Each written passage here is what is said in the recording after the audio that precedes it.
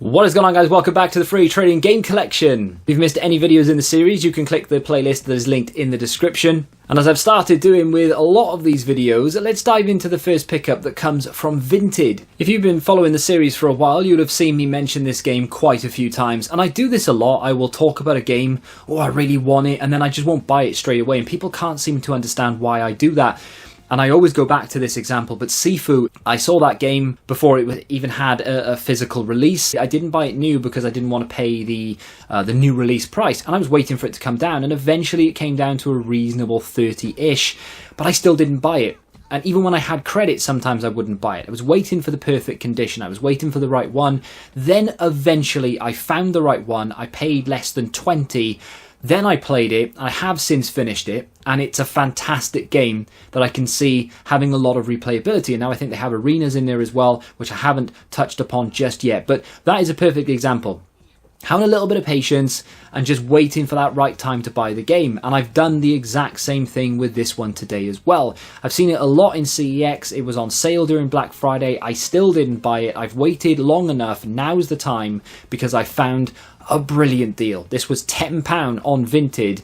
That's all in because I offered $7.50 with postage and the small amount of fee that they have. It came to about £10 something. It is Riders Republic on the PlayStation 5. Now this is open and it does actually have a sticky mark on the cover. But why? Because I bought this brand new. If they have the footage, I'll pop it in here of me opening this because it had a cracked spindle on the inside. Now, not the disc itself, but the case was cracked. I could hear it rattling and the disc was moving around. So I wanted to make sure that it was intact before I said, yeah, everything's fine, and the seller got their money. So I had to open the cellophane. I had to check to see if everything was okay, which is fine. I'm not really an in cellophane collector or anything. Really happy to add that game to the collection for a very super cheap price that I knew was brand new. I had to swap the case out, that's why there's a sticky mark there. So I think I swapped it with like Dino Dini Soccer, a game that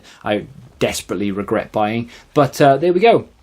I have many ways of gauging what is and isn't a good deal. So for example, I picked up a massive bag of Wii crap not so long ago, and I've showed you this in nearly every episode. I always mention it, but that was a good deal. You know, I've made a lot of money on it. I get to keep a lot of the PS4 games that I had. I kept all the Wii games I got out of that. I mean, to be fair, I got a lot of value out of it, and in fact, that may even be a better deal on paper than this is. However, this is something that people know is worth a lot of money. So it's a usual scenario. I'm sat there at my desk, I'm doing something probably video related, and I refresh Facebook and something pops up, but it's been up there for an hour. 60 quid, a Nintendo Switch, and it wasn't a Lite, it was an actual Nintendo Switch. Unfortunately, it wasn't an OLED, but beggars can't be choosers for 60 quid. Well, I thought, to be fair, I didn't even rush. I looked at it, looked at all the pictures, read everything, and I was sat there thinking, well, it's been there for an hour.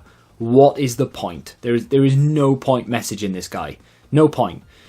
And I must have ummed and ahed about it for about 5 minutes, whether there was actually any point. I thought, well, what have I got to lose? So I sent him a message. Yeah, still available. What? It's always raining when I do these things, every single time, without fail. Right, is that 36?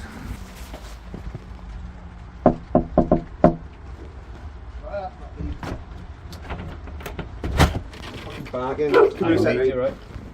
I've reset it all. That game's in there. Yeah. You can have that with it. Oh, right, okay. That's a docking station for the TV. That pad. Oh, right. That's the other one to take them off and connect them into the charger. Oh, lovely.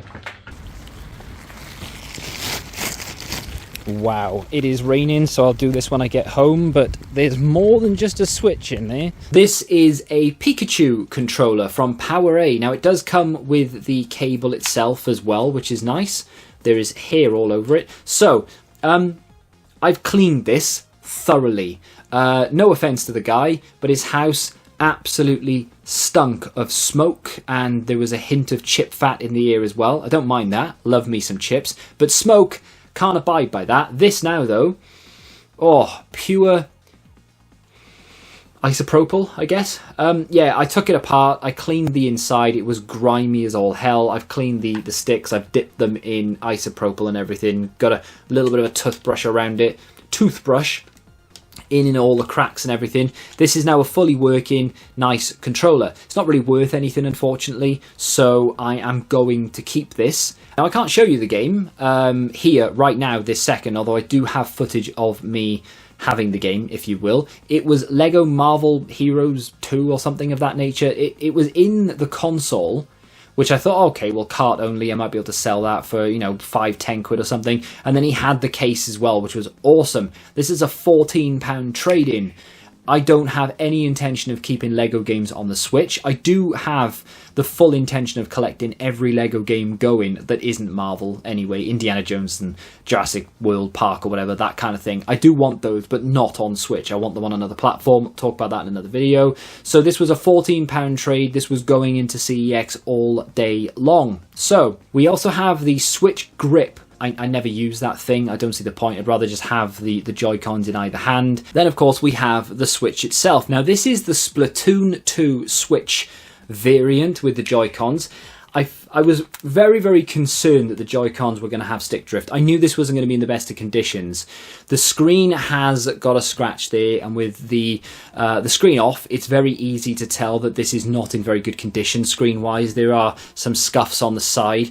It's on the bezel, this side, so it doesn't matter because it doesn't cover the screen, but that is a little bit intrusive with certain games. The back of this is absolutely trashed. There is where is it? There's a crack there, which is a bit of a shame. I don't know if you can see it there. And the back of it is just not in very good condition at all. This is covered in scratches. It's not great. But I will say it works perfectly. It didn't smell the best either. I've tried to clean it as best I can for now. But yeah, it works perfectly. The Joy-Cons have absolutely no drift whatsoever, and I have cleaned them to the best of my ability for now. However, I need to buy what I believe is a tri-wing screwdriver. It's basically what Nintendo use for all of their consoles. I think even going back to the GameCube, they use like a tri-wing. So I need that to take this apart because I decided that I was going to buy a replacement back for this Switch. Now, luckily, the crack here is in the back plate. It's not in the surround. If I was to have to replace this, the frame, that would be a nightmare. It's doable, obviously, but I'd rather not have to do it because you have to unhook everything. This back plate, though, it's literally just like 6 screws or something. You take it off and you replace it with this. Now, this cost me £6, I think. I mean, it's similar. It's not exactly the same, but it's very similar. But I'd be much happier to have this on the back than this horrible thing. And then when I can take the back off it, I can clean it a little bit better, and hopefully it will smell just that little bit better. It's not that bad at the moment, to be fair. Then, of course, the screen.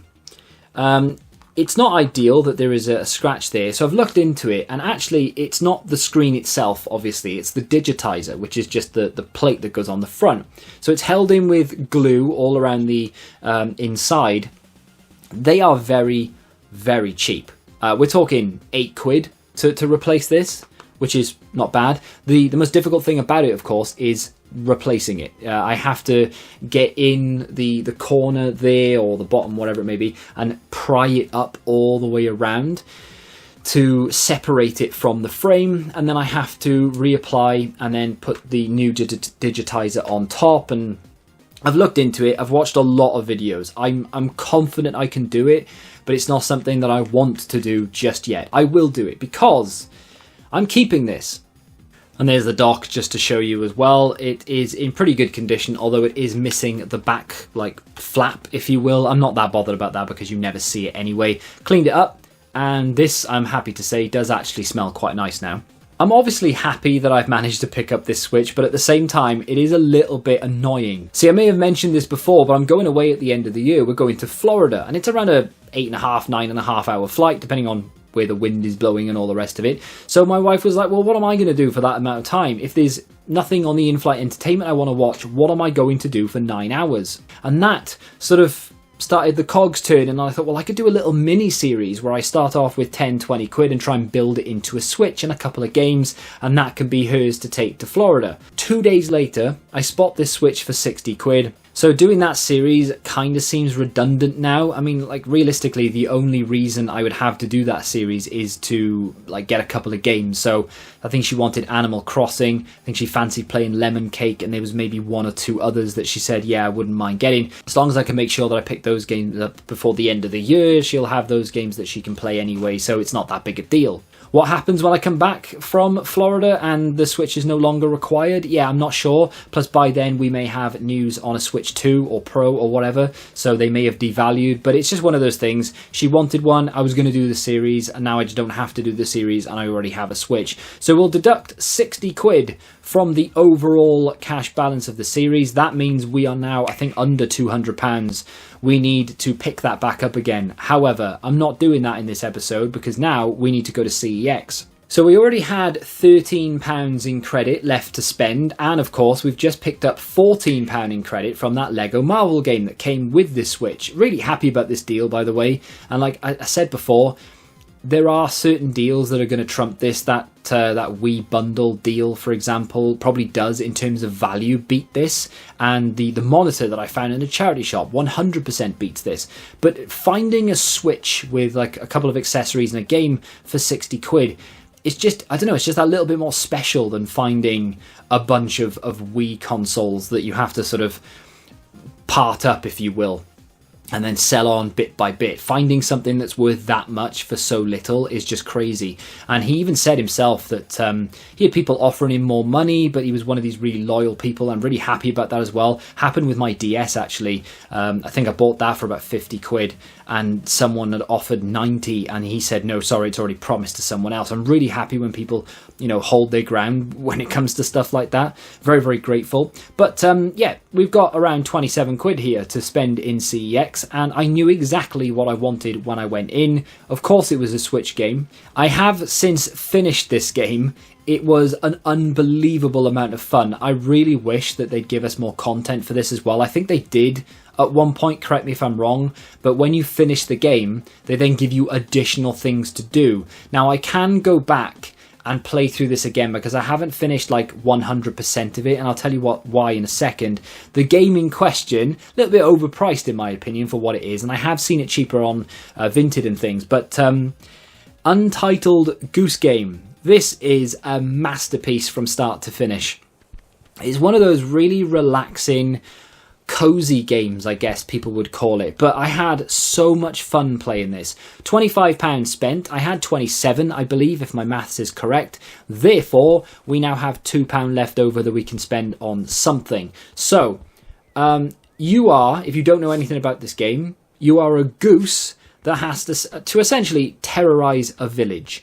And you have to do little things that are on your to-do list. Once you tick all them off, you open up another area of the map, you have another to-do list, and eventually you go around the entire village until you steal, I think, like a bell. And then there is an additional list of things to do, which may or may not be DLC, I don't know. Let me know in the comments whether it was DLC or not. £25, like I said, I don't know whether that's a little bit overpriced or not. I have seen it on Vinted for like 15, 20, and I have been tempted a few times. But when I saw it in my CEX and I opened the case and I saw that it had the sticker, it comes with a map, it comes with a manual, and of course the game itself, I had to have that. It was in such good condition and I really wanted to play it there and then. In the last episode, of course, we had that Elite Series 2 controller issue that I mentioned, so if you did miss it and you can't be bothered to go check it out, I bought an Elite Series 2 controller for the Xbox One for 10 quid. It was untested, and when I got it home, the left bumper didn't work, and the charge port was essentially broken. Well, I fixed the left bumper to the point where there was no issue at all, and the charge port, it charges, but you can't play via the USB Type-C connection. You can charge it, no problem, it doesn't really lose connection when it comes to charging, it just won't play for some reason, and you can't connect it to a PC. Well, it arrived back today, and you can see it's on, so it is working, but that wasn't the issue. So I connected it to the PC, and it will not allow me, no matter how many times I try, no matter how many ways I wiggle it, it will still not allow me to even test the controller. I managed to get it working the first time, and I took a video of it and I showed you in the last video, and I'll show you again here. There was absolutely no stick drift on it whatsoever. The buttons all worked as they should. The only issue with it was I couldn't plug it in via the cable and have it play on PC. Well, I kind of caught the buyer out in a bit of a lie. He messaged and said that it had stick drift, and he said that he'd been playing or trying to play it on PC. You can't. Unless you have I think the only way that it could possibly have worked is if he had that Xbox 360 dongle, or maybe a third-party dongle that allowed a connection to that device. But that is a bit of a long shot, but we'll take it with a pinch of salt. I cannot plug this back in to see if it has stick drift, but I've been playing Call of Duty Ghosts for the last half an hour, and this thing is absolutely fine. Apparently the drift is on the right analog stick.